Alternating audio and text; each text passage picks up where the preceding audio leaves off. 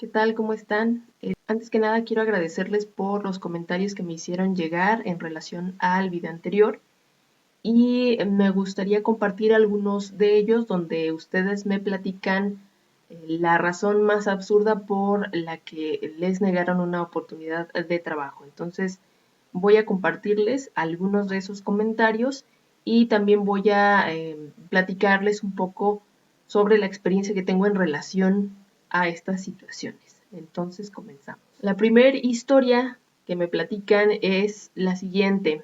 Era mi primer día de trabajo, pero al firmar contrato me negué a firmar una hoja en blanco, debut y despedida. Esto es muy común en muchas empresas, lamentablemente es una muy mala práctica y básicamente te hacen que firmes una hoja en blanco para después utilizarla a su favor en caso de que eh, tengan la necesidad de despedirte y para no cubrir, digamos, como el gasto que implica un despido, que sería una liquidación y corresponde a 3 meses de tu sueldo mensual.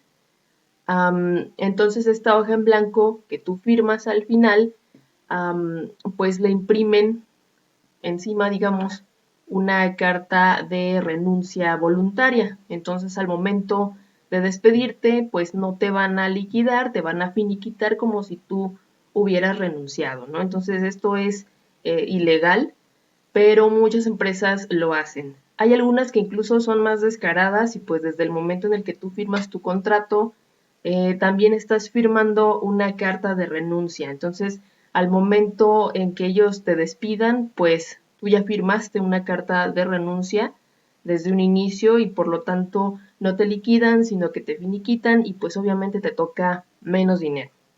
La situación aquí es que te lo plantean como un requisito, digamos, para que tú te quedes a laborar. Y es bien difícil, lo comento por experiencia propia porque ya me ha pasado antes.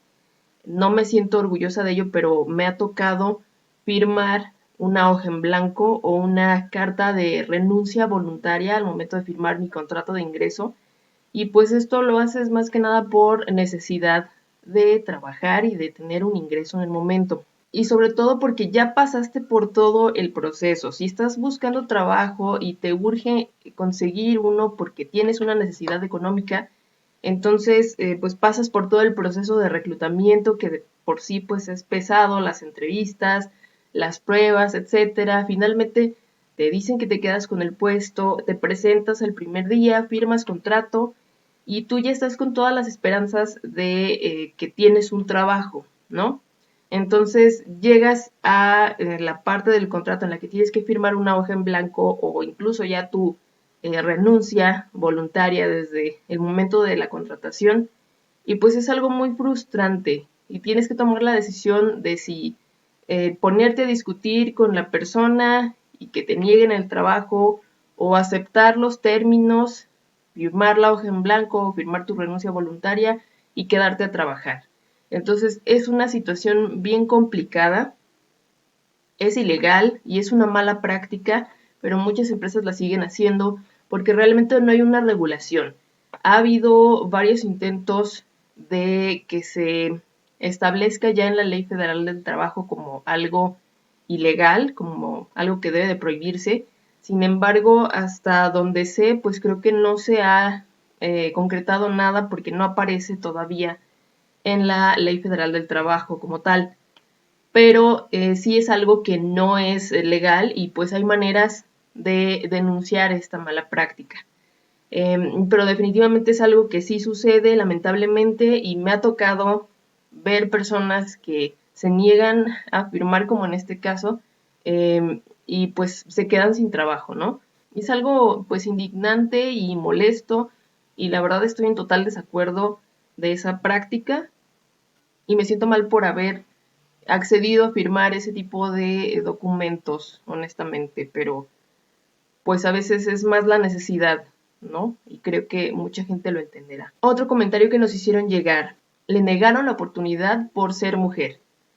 Me dijeron, Es que la jefa prefirió seleccionar a un hombre porque estás casada y le preocupa que tengas hijos y dejes de trabajar. Por desgracia, las mujeres seguimos enfrentándonos a este tipo de prejuicios y estereotipos de género. A mí también me tocó en alguna ocasión que me rechazaran en un trabajo por ser mujer. Y en este caso en particular lo he visto, incluso debo confesar que en algunos trabajos que he tenido me ha tocado la parte de tratar de crear conciencia en las personas para que le den la oportunidad a las mujeres. Y en alguna ocasión en particular me estaban pidiendo que reclutara pues era un puesto de jefatura y me pedían que no fuera mujer por una situación similar a la que nos comenta aquí nuestra amiga. Y entonces pues me tocó, digamos, como ser esta parte conciliadora y es hacerle entender a la gente que una mujer que está casada y tiene hijos o piensa tener hijos, pues no por eso va a ser menos responsable o menos comprometida, al contrario, sobre todo en la actualidad, creo que para todas es indispensable tener un ingreso económico y poder seguir desarrollándonos en nuestra vida profesional. Es una parte importante. Pero pues también en el caso de las mujeres que ya están casadas o que son madres de familia también, podemos ver un gran sentido de compromiso y responsabilidad. ¿Por qué? Porque tienen responsabilidades más grandes que el trabajo, que son sus hijos, por ejemplo. Muchas de ellas pues probablemente son el sustento de su hogar, entonces obviamente van a dar todo al momento de trabajar y te van a brindar excelentes resultados, ¿no? Y en su caso, pues también tienen motivos mucho más grandes para desempeñarse de una manera excelente en sus actividades laborales. Entonces, hablando específicamente de esta situación en la que te niegan un trabajo por ser mujer, por estar casada, porque tienes planeado tener hijos o porque tienes hijos, pues es bastante injusto porque no consideran todo ese potencial que tienes y que le puedes aportar a la empresa. Y se dejan llevar por prejuicios y por estereotipos de género que pues hemos estado haciendo la lucha por erradicar. Pero es verdad que sucede esto y te agradezco mucho por compartirnos esa mala y lamentable experiencia. Otra historia que nos platican es porque entré a demanda colectiva en mi anterior trabajo. Fue despido masivo injustificado, pero consideraron que yo era una persona problemática. Híjole, sí, me ha tocado ya también presenciar este tipo de situaciones. Y aquí está complicado. ¿Por qué? Porque he conocido personas que lamentablemente se dedican a estar entrando a empresas, demandarlas, sacarles dinero y luego brincan a otra y la vuelven a demandar y le vuelven a sacar dinero y esa es, digamos, como su actividad económica primaria, ¿no? Entonces, son personas ya muy mañosas que incluso fingen accidentes de trabajo, fingen enfermedades y demás, y buscan cualquier pretexto para demandar a la empresa. Anteriormente les funcionaba muy bien porque la ley pues protegía muchísimo al trabajador en este sentido y era más fácil ganar una demanda. Actualmente ha habido varias reformas y pues ya tiene que realizarse todo un proceso que es más complicado y pues ya no ganas tan fácilmente eh, por cualquier pretexto como sucedía anteriormente. Entonces, gracias a este tipo de personas, pues también entiendo que las empresas deban de tomar ciertas medidas precautorias para eh, no contratar a alguien que pueda ser conflictivo. Sin embargo, también creo que a veces la situación es injusta porque hay personas cuya demanda pues es justificada. Sucede mucho, por ejemplo, en los negocios que se dedican a ventas, que tienen ventas muy grandes y pues sus vendedores son comisionistas, entonces después de 1 o 2 años que ya entienden el negocio y empiezan a vender muchísimo, pues empieza a irles muy bien en cuestión de comisión. Entonces, pues esto representa un mayor gasto para la empresa porque tienen que estar pagando más dinero en comisión a sus empleados, y a pesar de que pues esto representa también una ganancia para la empresa porque están vendiendo, pues a la empresa no le conviene de cierta forma. Entonces, algunas tienen sus estrategias para hacer despidos masivos de manera injustificada. A veces te achacan tal vez que un faltante de dinero, de mercancía o algo que muchas veces no es verdad y que ni siquiera tienen cómo comprobarlo, pero digamos te extorsionan de cierta forma para que tú te desvincules de la empresa y aceptes renunciar de manera voluntaria. Entonces, es aquí cuando ante una injusticia, pues muchas veces se juntan varias personas y hacen una demanda colectiva.